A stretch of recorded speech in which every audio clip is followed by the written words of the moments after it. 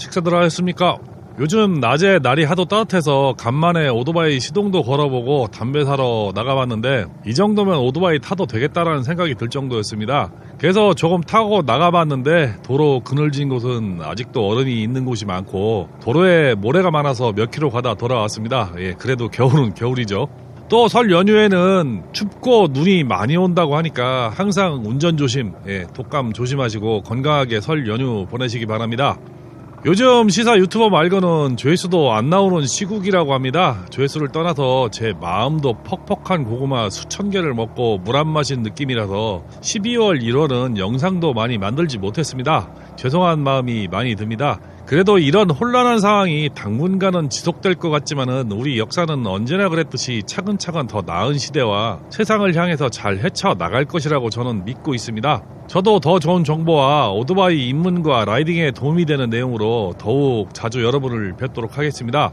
오늘 이야기는 요즘 나오는 오토바이 특성상 전자장비가 많아지고 전열기구나 충전 등으로 전력 소비가 많은 오토바이가 대부분이 이 시점에 배터리 중요성이 더욱 중요해졌습니다. 또한 겨울에 시동이 잘 걸리지 않는 오토바이 때문에 고생하시는 분들도 많죠. 그래서 배터리에 관한 이야기를 좀 해보려고 합니다. 아주 기술적인 이야기는 다른 유튜버가 많이 했으니 이해하기 쉽게 이야기해 보겠습니다. 요즘은 환경 문제나 기술 발전으로 전기차, 전동기구, 가전기구의 발달로 성능이 아주 좋은 배터리가 많이 개발되어 적용되고 있고 종류도 많아지고 성능도 엄청 좋아졌습니다. 다만 가격이 좀 비싸고 관리도 어려워진 것은 사실이기도 합니다. 휴대용 가전제품이나 전동공구, 산업용, 농사용 기구들도 이제는 엔진에서 전동화로 넘어간 지 몇 년 되는 것 같습니다. 가벼워지고 오래 사용 가능한 데다가 유지 비용이 적게 드는 장점이 있어서 더욱 빠르게 수요는 증가되는 느낌입니다. 상황이 이렇다 보니 몇 년 전까지만 해도 납산 배터리 일변도였던 오토바이도 이제는 자동차에 적용되고 비싸고 고성능의 리튬이온 배터리를 탑재하고 나는 오토바이도 늘고 있습니다. 그러다 보니 배터리 가격도 많이 비싸지고 이게 은근 부담이 되는 것도 사실이죠. 거기다 납산 배터리, 젤 배터리, 인산철, 리튬이온, MF, SF, AGM, 배터리 종류도 많고 가격도 천차만별입니다. 종류도 많고 이러니 어떤 것을 고르기가 참 어렵다는 생각도 들죠. 또 센터에서 교환하려면 인터넷 가격과 너무 차이가 나기도 하니 직접 교환하려고 하려면은 망설여지고 그렇죠. 일부 카홀이 많아서 뜯기 어려운 기종을 제외하고는 배터리 교체는 무척 간단합니다. 내 손으로 직접 하면 최소한 몇만 원은 아낄 수 있죠. 그럼 어떻게 구입하고 어떤 배터리를 구입해야 하는지 좀 알아보겠습니다. 현존하는 배터리는 크게 납산 기반 배터리와 2차 전지가 있습니다. 그럼 도표로 간단하게 말씀을 드리겠습니다. 납산에는 MF 배터리, 무충전 배터리라고 그러죠. 그리고 EFB 배터리, AGM 배터리, 젤 배터리, 딥사이클 배터리가 납산 기반 배터리입니다. MF 배터리는 우리가 일반적으로 사용하는 배터리죠. 자동차에 많이 사용하죠. YTX14 기준, 그러니까 오토바이에 들어가는 좀 큰 배터리입니다. 이거 기준으로 본다고 하면은 충전 규격이 한 9A에서 10A 정도 됩니다. 인터넷 최저가는 한 35,000원 정도 되죠. 전통적으로 오래 사용했던 배터리라 가격도 싸고 다 좋은데 문제는 수명이 좀 짧습니다. 그리고 EFB 배터리와 AGM 배터리가 있습니다. 이거는 충전 용량은 12A 언저리로 비슷합니다. 가격도 한 4만원에서 45,000원 정도로 납산 MF 배터리보다는 조금 약간은 더 비싼 배터리고요. 이거는 자동차에 요즘에 탭앤고라고 그래가지고 정차하면 시동이 꺼지고 출발하면 시동이 켜지는 자동차 전용으로 많이 사용하는 배터리입니다. 고용량이고 수명도 깁니다. 일반 MF 배터리보다는 한 20%에서 30% 정도 충전 용량이 더 많죠. 그리고 이게 특이한 점이 추위에 무지하게 강합니다. 수명도 길고 다만 약간 비싸고 무겁습니다. 그리고 젤 배터리라는 형태의 배터리가 있는데 이것은 좀 가격이 좀 천차만별이긴 합니다. 국산 기준으로는 한 5, 6만원 정도 하고요. 수입산 기준으로는 한 20만원대에서 비싼 거는 한 60, 70만원대까지 하는 것 같더라고요. 요거는 극한 환경, 특히 저온이나 고온에서 많이 사용하는 배터리입니다. 요거는 해양 장비용으로 많이 사용을 하고 있고요. 고용량의 긴 수명 그리고 안전성이 상당히 높다고 그럽니다. 저도 예전에 배스 낚시할 때 사용해봤는데 그때 한 15년 전인데도 한 40만원, 50만원 정도 했던 것 같아요. 근데 글쎄 잘 모르겠습니다. 예, 하여튼 비쌉니다. 그리고 딥사이클 배터리라는 것이 있습니다. 이거는 뭐 해양 장비나 UPS가 뭐냐면은 충전 장비죠. 컴퓨터실, 서버실 같은 데에 전기가 나갔을 때 배터리를 여러 개 사용해서 전기를 대신할 수 있는 그런 장치를 많이 사용하는 건데, 요건 고른 출력과 충방전 내구성이 상당히 좋습니다. 충전해서 방전해서 계속 반복해서 써도 내구성이 상당히 좋기는 한데, 단점이 출력 용량 CCA, 그러니까 크랭킹 능력이 좀 떨어집니다. 요 배터리가. 그래서 제가 딥사이클 배터리를 예전에 시동용으로 써봤는데 시동이 잘 안 걸리더라고요. 그래갖고 결국은 시동용은 납산을 쓰고 딥사이클은 어탐기하고 전동 가이드 모터에만 사용했던 기억이 납니다. 2차 전지로는 요즘에 오토바이에 많이 사용하는 인산철 배터리하고 리튬이온 배터리가 있습니다. 뭐 요거는 전극자의 사용 소재에 따라서 약간 달라진다고 그러는데 자세한 거는 유튜브에 많이 나와 있으니까 그거 보시고요. 가격적으로 인산철이 한 10만에서 20만원 정도 하고요. 리튬이온이 한 15에서 그 이상도 하기도 하더라고요. 요거는 뭐 인산철하고 리튬이온은 전기차에 많이 쓴다는 건 뭐 여러분들 다 아실 겁니다. 고출력이고 수명도 길고요. 그리고 빠른 충전도 가능하고요. 근데 이게 단점이 많은 게 좀 사실 좀 관리의 문제가 좀 있죠. 전용 충전기가 있어야 되고요. 그리고 화재나 잘못 충전했을 때 내구성의 문제가 좀 있기는 합니다. 이상 알아봤듯이 종류도 많고 참 어렵습니다. 그렇다면 비싸면 다 좋은 것이냐? 저는 절대 그렇지 않다고 생각을 합니다. 배터리는 분명히 목적을 가지고 개발되고 연구되는 것이라고 저는 생각을 합니다. 이 배터리 생산 기술이 별거 아닐 것이라고 생각할 수도 있지만은, 오랫동안 배터리 영업을 하신 분과 한번 이야기를 해볼 기회가 있었는데, 우리가 생각하는 것보다 쉽지 않은 기술이 배터리 기술이라고 합니다. 요즘 나오는 2차 전지만 기술이 필요한 분야가 아니고 납산 배터리도 생각보다는 많은 노하우와 기술이 필요하다고 합니다. 그리고 생산 공정에 많은 자본과 노하우, 그리고 대규모 생산 설비가 있어야 하는 분야라서 아무나 쉽게 만들 수 있는 것도 아니라서, 실제 배터리 만드는 회사가 굉장히 제한적인 국가와 기업에서만 제조를 한다고 합니다. 그 중에 우리나라 납산 배터리나 2차 전지 분야는 뭐 세계 최고의 기술을 가진 나라라고 합니다. 결국은 엔진오일처럼 우리만 모르고 있던 분야가 배터리 같습니다. 엔진오일과 배터리도 우리나라 것이 세계에서 제일 좋은 제품을 만들고 있다는 것이 한편으로는 자랑스러워야 할 것 같은데, 무슨 사대주의적인 생각으로 외국 것은 뭐 똥도 좋다는 생각을 하고 외제가 무조건 좋다고 하는 분들이 많은 것은 좀 아쉬운 부분이죠. 하여간 이러한 많은 종류의 배터리 중에서도 오토바이는 어떤 것을 써야 좋을까라는 의문이 좀 생기죠. 오토바이의 AGM 배터리가 좋다고 말하는 것은 현재까지 시중에서 구할 수 있는 배터리 중에 가격, 성능, 구입의 편의성을 고려한다면 저는 단연코 AGM 배터리를 선택하라고 말씀드리고 싶습니다. 이유는 간단합니다. 싸고 오래가죠. 그리고 왜 AGM 배터리가 좋은지에 관해서 이야기도 한번 해볼까 합니다. 일단 도표를 보겠습니다. 일반 납산 배터리인 SLA 배터리와 EFB 그리고 AGM 배터리를 비교해 본다고 하면은 충방전 효율이나 콜드 크랭킹 능력이 일반 납산이 100이라고 본다면은 EFB는 150, AGM도 150. 수명은 납산이 100이면은 AGM은 300입니다. 3배나 오래 쓰는 거죠. 그리고 가격을 본다고 하면 가격은 2배까지는 안 높습니다. 보통 한 YTX 14 기준으로 한 10,000원 정도 차이 나더라고요. 인터넷 기준가로. 이처럼 일반 납산과 AGM은 출력 효율과 수명 가격면에서 탁월하죠.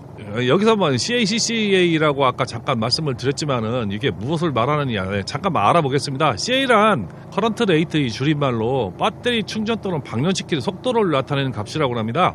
충방전율이라고도 하는데 단위는 캐파시티 약자인 C를 사용하고 충방전 전류를 배터리 전격 용량 암페어 값으로 나눠서 표준값은 1C며 도표와 같이 계산할 수 있다 이렇게 나와 있는데, 이 수치는 배터리 충방전장을 예측할 수 있는 거죠.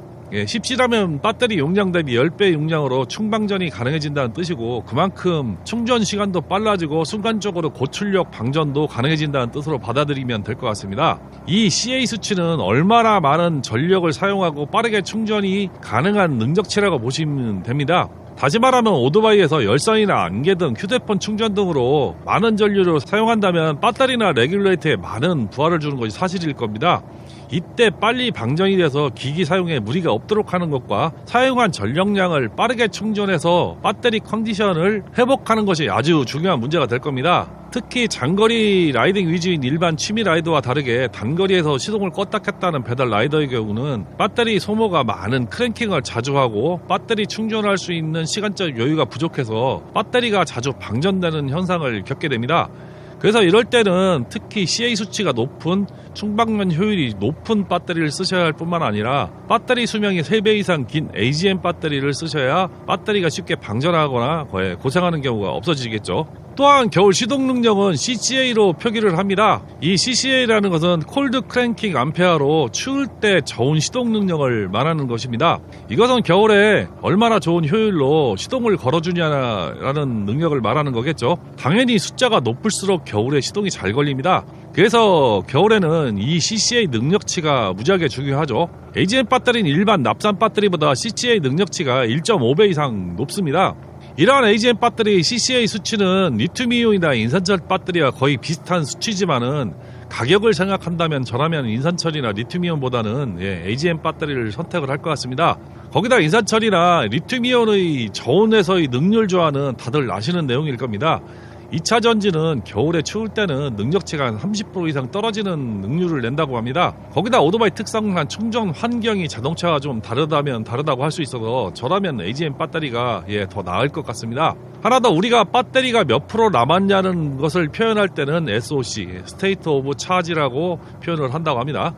실제로 저도 이 AGM 배터리를 몇 년 전부터 사용하고 있지만은 일반 납사는 최소 2년에 한 번씩 교환하던 배터리를 4, 5년 이상 사용해도 아직도 그렇게 효율이 떨어지지는 않았습니다. 아마도 전기장치가 좋은 오토바이 경우에는 5년 이상 충분히 버틸 수 있을 거라고 저는 생각을 합니다. 특히 겨울에 시동이 잘 걸리지 않는 오토바이나 열선, 스마트폰 충전을 많이 하는 라이더라면은 더욱 사용을 권장을 합니다.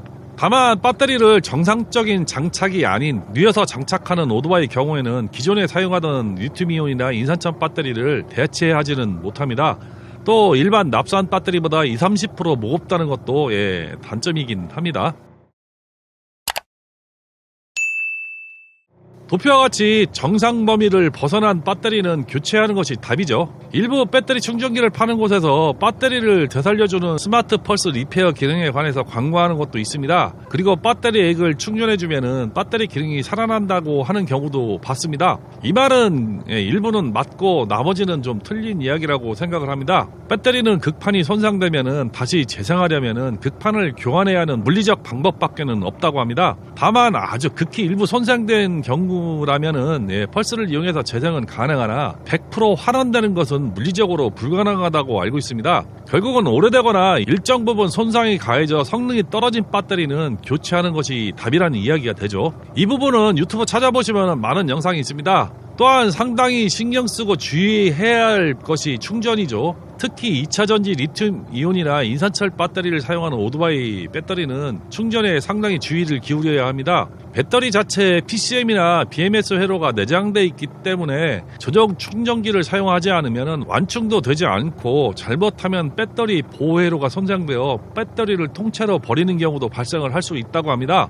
더구나 충전 회로가 손상되거나 과충전이 발생하면 배터리가 폭발하거나 화재가 나는 경우도 생긴다고 하죠. 인산철이나 리튬이온 배터리는 진짜 잘못하면은 스파크 한 번이라도 잘못 튀면 보호 회로에 데미지가 간다는 말도 들었습니다. 그러다 보니 오토바이 레귤레이터 손상으로 일정한 전압이 공급되지 않고 불규칙한 전압이나 과전압이 배터리로 흐르면은 화재나 배터리 손상으로 이어지기 때문에 비싼 배터리를 버리는 경우도 있다고 하니까 조심하시기 바랍니다. 그리고 2차 전지는 100% 만충하는 것보다 20에서 80% 구간에서 충방전을 해야 오래 사용이 가능하다고 합니다. 특히 스마트폰도 100%를 충전하는 것보다는 20% 정도 배터리가 나오면은 80%까지만 충전을 하고 사용하셔야 배터리를 오래 사용할 수 있다고 합니다. 완전 방전시키거나 100% 완충한 상태에서 사용하지 않고 방치하면은 수명이 급격하게 준다고도 합니다.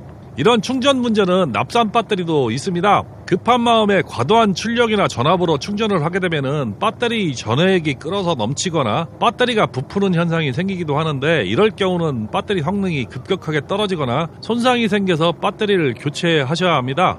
그리고 납산 배터리 충전할 경우에는 밀폐된 곳에서 절대 충전기를 물려서는 안 됩니다. 납산 배터리는 충전을 하면 필연적으로 수소가 발생하게 되는데 밀폐된 공간에서 충전하는 경우 이 수소가스로 인해서 폭발하는 경우도 생길 수가 있습니다. 예전에 아는 지인이 고용량 딥사이클 배터리를 아파트 베란다에서 충전기에 물리고 출근했다가 이게 폭발을 해서 뉴스에 나올 뻔한 적이 있습니다. 납산 배터리를 충전할 경우에는 반드시 환기가 좀 잘 되는 곳에서 충전을 하시고 고용량 충전기보다는 저용량으로 천천히 충전하는 것이 배터리에 데미지를 주지 않고 오래 사용하는 방법이라고 합니다. 그래서 저도 예전에 사용하던 고용량 1000A짜리 딥사이클 배터리 충전기가 있어도 지금은 아주 소형, 아주 작은 용량으로 천천히 충전하는 배터리 충전기를 사용하고 있습니다. 고용량 배터리 충전기로 오토바이 충전을 물리면 한두 시간 이내에 금방 충전이 되기는 합니다. 그런데 충전하고 나면은 배터리에서 열도 나고 이런 상황을 자주 반복하면은 배터리는 금방 제 기능을 잃어서 결국 교체해야 하는 상황이 발생할 수도 있습니다. 그래서 여러분들은 전용 충전기나 아니면은 천천히 충전되는 배터리 충전기를 사용하시기 바랍니다. 이상 배터리에 관해서 알아봤습니다. 이 배터리 분야도 파고들면 엄청 어려운 분야라 여러분이 알아야 할 부분만 쉽게 이야기하려고 많은 노력을 했습니다만은 어땠는지 모르겠습니다. 이 영상이 나갈 때쯤이면은 설 준비를 한참 하시거나 연휴를 이용해서 여행을 하시는 분도 있을 것 같습니다. 연휴에 특히 음주 좋아하시는 분들 음주 줄이시고 싸우지 마시고 건강하게 명절 보내시기 바랍니다. 오늘 이야기는 여기까지입니다. 시청해 주셔서 감사합니다. 새해 복 많이 받으시기 바랍니다.